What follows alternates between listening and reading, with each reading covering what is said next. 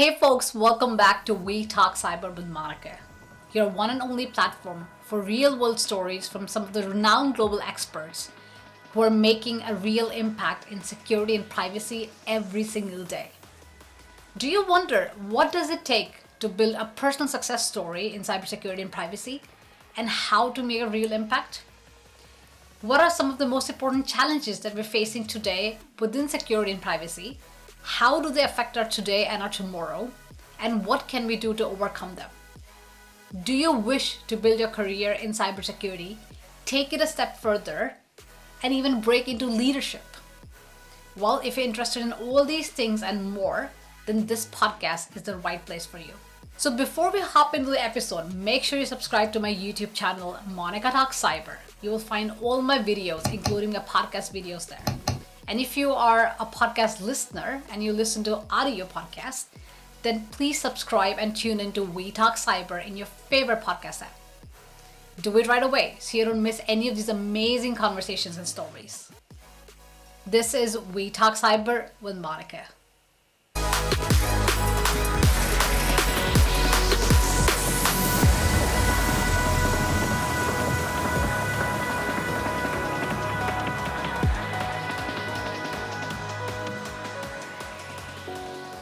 So in today's episode, we'll be talking to an industry leader and a technology lawyer. Yep, hard to find those combinations. So we'll be talking to Jan Sandtrø, who is a renowned legal expert and has been working with technology and privacy for more than 2 decades. In today's engaging conversations, we'll be covering what is Schrems I, Schrems II, and how did they came to be. Why is the entire EEA and all the European companies that are working with the American companies kind of in like a data transfer limbo? What is Cloud Act and is it any less invasive? All the applications and apps that we're using today track us to a certain extent and sometimes even more. What can you as a user do about it? So if you're interested in hearing more, let's meet our guest right away. Hi Jan, how are you doing? Welcome to the podcast show. Hi, thank you. Nice to be here. Really lovely to have you on the show today. Would you like to introduce yourself and say just a few words about yourself and maybe share a fun fact with the audience?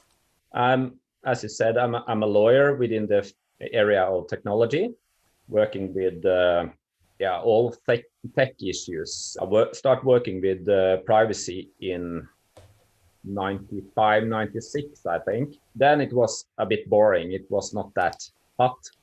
But eventually we got GDPR, which made it more sexy. You know, before GDPR, if you mentioned that you worked with privacy issues, it was like, okay, thank you, don't want to talk to you anymore. But now everybody wants, GDPR, that's hot. So thank you, EU, that you provided this to make some lawyers more interesting. I've been working as a technology lawyer since 97. Well, I started during my studies to be interested in technology and law. So my main area in the last 20 plus years has been technology. I worked with a Google lawyer in Silicon Valley a period, and she called me a geek with a law degree, and I find that quite cool. When I went to school, be called a geek wasn't that cool. Like it's almost like nerd, but today it's cool. Thank you. Fantastic. Welcome to the club then, I think. Thank you. Lovely to have you on the show today. Let's hop right into it because we have a lot of things going on. GDPR, as I said, came out. And in the light of GDPR, and also because of the all the data transfers that were happening outside the EU and outside the Europe, there were some cases going on, and then we had the Schrems I, then we had now recently Schrems II. There is something known as FISA 7 and 2, which basically is a US regulation which caused a lot of problems and caused Schrems II specifically. Tell us to the audience, what are these things in layman terms and why should we care about it? Yeah, well, within the GDPR, they define the EEA area as safe. Some people think that GDPR is about privacy and protecting the personal data of people? Well, the first purpose of GDPR, which is mentioned first in the GDPR, is the free float of personal data, actually, within the EEA. But it's kind not that known to people that that's the first and foremost purpose. Then you have the defined EEA area where all the data, personal data, is to float freely around for the best of business, probably, to earn money on that. But then in the GDPR, they defined, or it's not a definition within the GDPR, but it's a common word within the EU law. That's the third countries, and not very pretty name on the rest of the world, but everything outside the EEA is the third countries. Mm-hmm. And in order to transfer personal data from the EEA to a third country, you need a basis to transfer. Some countries is considered to be safe. So adequate in comparison to what we have in Europe. Yeah, yeah. I'm trying to make it understandable, but thank you. They have an adequate level of privacy laws. And then you have the rest of the world. And then you need a basis for the transfer, the standard contract clauses, the SECs. But for transfer to the US, we had some other basis for transfer, and the first one was what we called safe harbor, and that was an agreement between the EC Commission and the US Department of Commerce. So that was like an approval. They could approve that with basis in both the privacy directive and the GDPR, the privacy regulation. But then we had this Austrian law student, Max Schrems. First, he requested all his data from Facebook, and he got a really huge stack of data. And then he discovered that, well, everybody knew it, but Facebook were transferring personal data to the US as part of their services. But then through the Snowden revealing, it was learned that the US surveillance authorities, they were listening into or requiring the personal data. And then Max Schrems, he understood that much of his data, how much data was transferred to the US, and it was available to the US surveillance authorities. And he didn't like that, of course. Then before he was a lawyer, he went to the I think it was the Irish Supervisory Authority, and requested that they should impose a restriction on Facebook to transfer those data. And then the matter went to the EC court, and the EC court found that it was not legal to transfer the personal data to the US, and that was Schrems I. And that terminated the safe harbor agreement. Mm-hmm. And then we had a period until the EC Commission and the US Department of Commerce got an agreement, the next agreement called the Privacy Shield.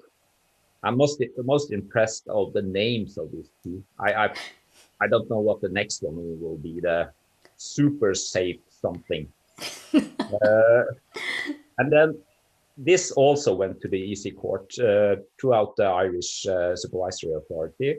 And then recently, the EC court found that this agreement was neither okay, because the US surveillance authorities still had access. And we have to take into consideration that the EC Commission, they approved this arrangement or agreement throughout 2 revisions. And then it was not good or not sufficient, as the court decided. Mm-hmm. So that leads us to Schrems II decision, which said that the Privacy Shield is no longer a valid basis for transfer to the US. And that left us with the SECs, which are used all over the world. But then the court, Max Schrems, also questioned the SECs.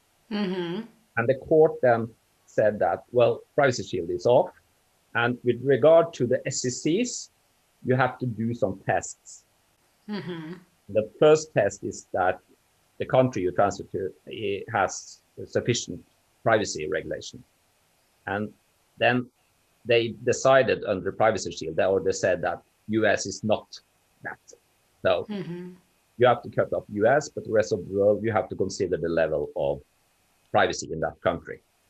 And then the court left to companies to decide what the level is. And that's quite ironic, since the EC Commission, they use 2 years to approve the legislation in Japan.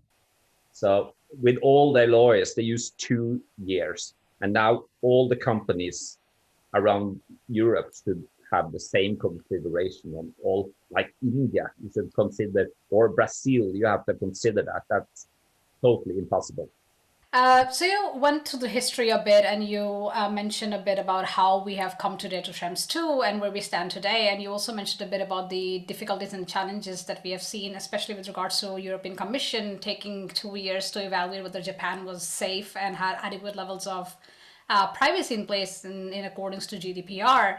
And now, as you say, and as I understand from Schrems II, the companies and the organizations are left on evaluating whether these third countries, or whether they can transfer the personal data to third countries. So US, as you said, privacy shield is invalid, right? So they have to use standard contractual clauses. They don't have any other option. So when it comes to evaluation, let's talk from a business perspective first. What does evaluation actually entail? How can they do the evaluation? How do they consider the risk before they can even think what kind of these organizational or technical controls they can put in place? And that's a good question, because when we had the decision by the court, we didn't understand what to do, because the decision from the court was very short. After the decision by the court, we were quite puzzled on how to do the assessment, because the court's decision were very short and strict. But the European Data Protection Board, the EDPB, they announced that they would come with some recommendation on how to do the assessment. And that came like a month after the court's decision. And we strongly awaited that. But when we got it didn't clarify much. It was very strict. And they had some examples, like if you use a cloud provider and your data is not encrypted totally, it's not legal to use that cloud provider. So that's challenging. Very challenging, and like privacy lawyers or experts all over the world are saying that, well, they also put SECs to death. So it's not, now you have to do an assessment, but if you do the assessment as recommended by the EDPB, you will always end up with that you can't do the transfer. And this has led to that all over Norway and Europe, big projects are stopping. Well, one of the things that I understand, and please correct me if I'm wrong because I'm not a lawyer, is that FISA 702 requests or proceedings or transfers under that are not disclosed. They are not public. So then in that case, if Microsoft would even have to comply and they would do the transfer in contradiction, violating GDPR, would businesses or the data owners, would they even know about it or come to know about that? Yeah, that's correct. Under the FISA, FISA court, they could impose a gag order. You have to keep it confidential. You cannot even tell. But as I said, under the recommendation from the EDPB, it's said that you can put in place contractual requirement. One of those contractual requirements is that, like, Microsoft undertakes to, if they have a request from US authorities, they will fight that request in court with all means possible. And they will fight the request, and they will fight the gag order. Interesting. So yeah, and then they are pushing it back. It could be under FISA, but they could also bring the FISA decision under other court, like the federal court or other. And then that actually, to have a contractual obligation to do that could be a remedy under the SEC. Right. Businesses still collect a lot of data without really a reason behind it or a justification behind it. I mean, we've seen organizations take data for we know the scandals that have happened. We know Cambridge Analytica that has happened. We know how data is being sold. How do we make companies more liable? That there is a justification provided. There's a really need to collect data in the first place, then process and store and all these things. Yeah, and that's a good point, because under GDPR, we have these principles in Article 5 saying that you should not collect more data than you need for the purpose, and you shall delete data whenever it's not necessary, or whenever you do not still have a legal basis or a purpose to process them. So these are quite strict principles, and as you know, we have these extreme high levels for fines under GDPR. So I will think that there will be huge fines, and that will it will get them into place. A fine imposed on Google in Sweden for a while ago, and that was, I don't remember, it's 75 million Swedish crowns or something like that. I think that's like maybe 20 seconds of the revenue of Google. So you have to have really huge fines to make them listen. Right. And we talked a bit about cloud service providers, right? And we talked about Microsoft, Google, and so on. One of the things that people also get confused with now that Schrems II is there, people also don't understand the Cloud Act that came. What is the difference between the two mainly? Can you explain a bit about what implications do they have on data transfer? Where is the difference? The Cloud Act came after the Microsoft decision, or the Microsoft ruling for some years ago, where the prosecution authorities in the US, they needed some evidence. It was in 6 or 7 courts until it made it to the High Court. And before it was a decision by the High Court, the Cloud Act was imposed.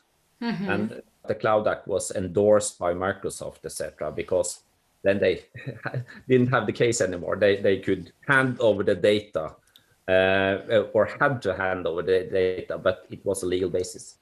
So the Cloud Act was imposed to get criminal data.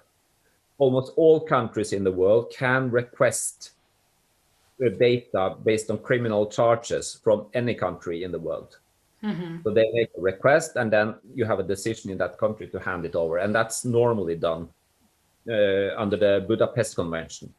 And even the US is part of the Budapest Convention. So the Cloud Act in itself didn't invent so much or bring something new, much new. It was more to have the formalization of the process. Okay, so in that sense, it seems that at least the Cloud Act is less invasive than the ruling that happened with the Privacy Shield with regards to Schrems II.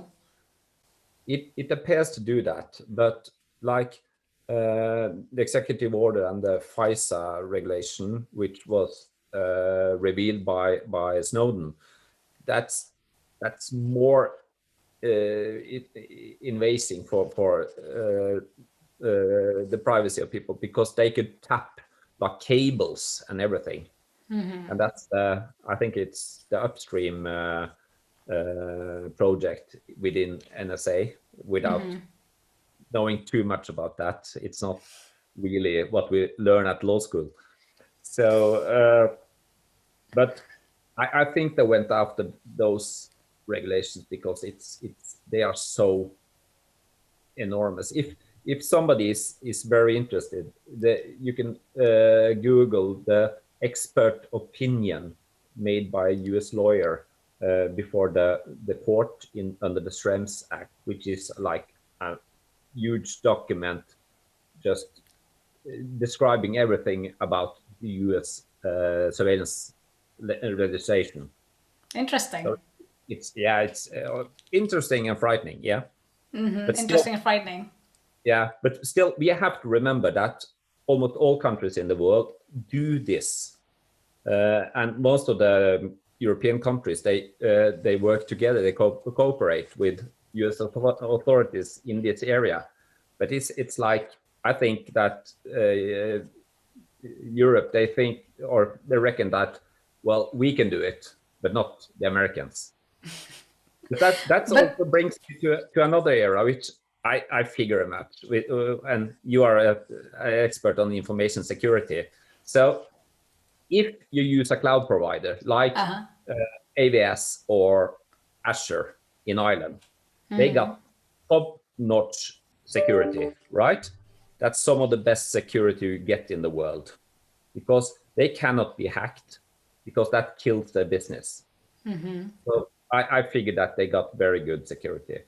But then everybody can be hacked. I wouldn't, as a security expert, I would never say nobody can be hacked, but definitely I agree. Cloud service providers definitely have much better security than companies on their own prem. Absolutely. I didn't say that they can't be hacked. I said that more they do not want to be hacked because that's killing their trust. Absolutely, their trust in the business.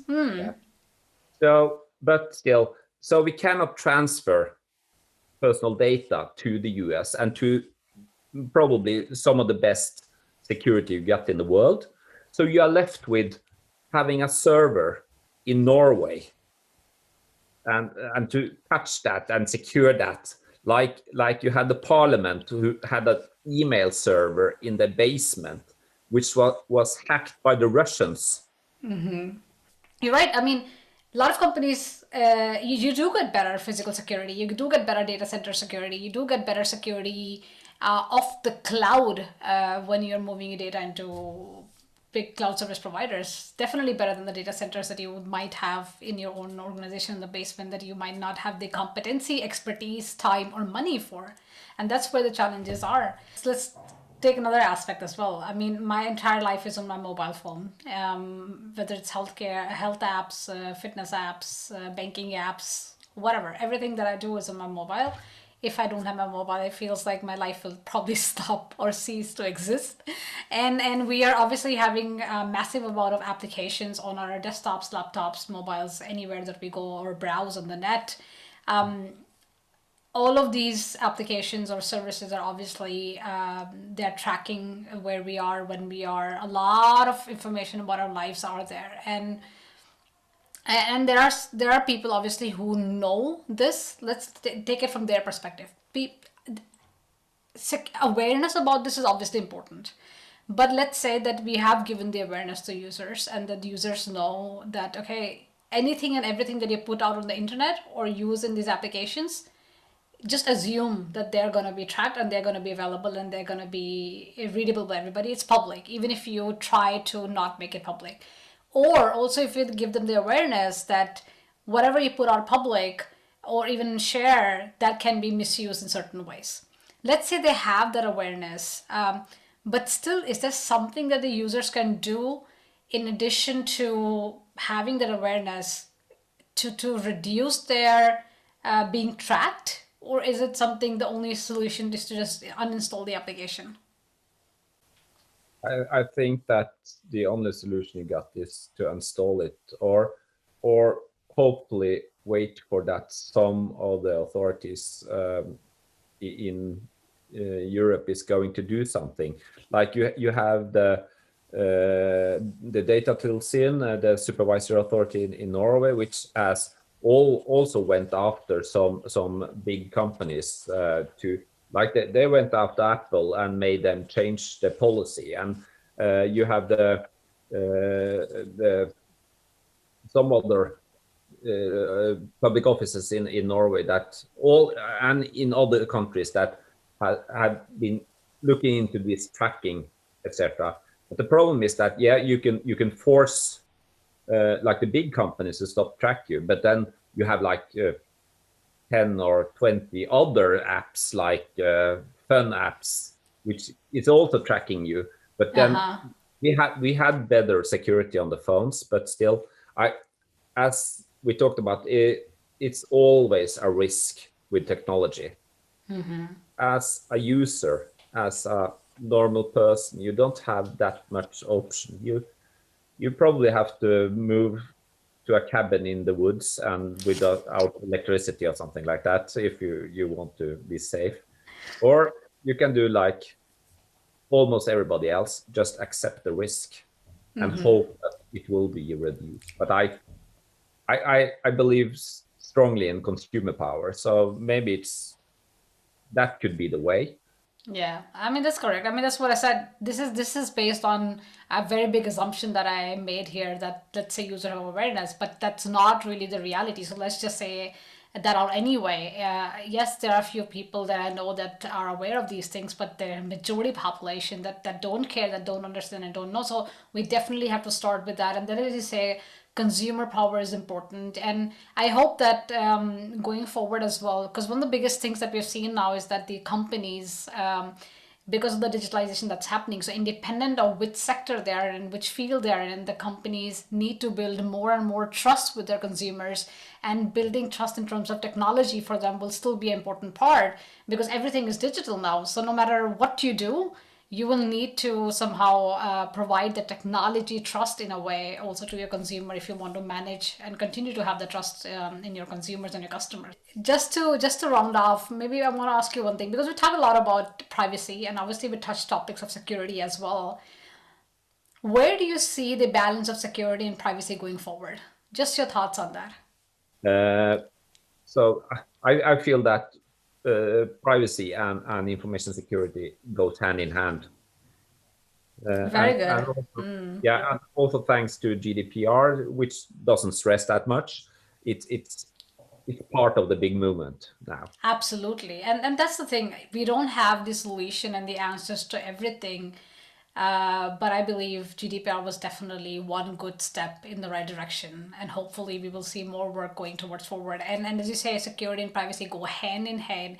It's important for us security leaders, lawyers, privacy advocates, organizations, national authorities, data supervisory authorities, everybody to understand, accept, and acknowledge, and also for the people to know that privacy is a human right, and we need to continue doing this work going forward of how we can continue to have this balance.